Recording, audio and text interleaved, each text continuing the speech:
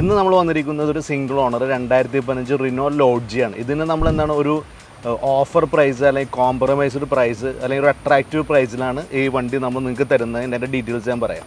നമ്മളിതിന് സൈഡ് പ്രൊഫൈലിലോട്ട് പോകുന്നതിന് മുമ്പ് നമ്മൾ ലോഡ്ജി അത്യാവശ്യം നന്നായിട്ട് വിൽക്കുന്നതാണ് നമ്മുടെ ഷോറൂമിൽ. അതായത് ഇത് നമ്മുടെ ഇന്നോവയുടെയും എർട്ടിയുടെയൊക്കെ ഒരു ഓൾട്ടർനേറ്റീവ് ആയിട്ട് വന്ന വണ്ടിയാണ്. ഡീസലാണ്, അത്യാവശ്യം നല്ല രീതിയിൽ മൈലേജ് ഉള്ളതാണ്.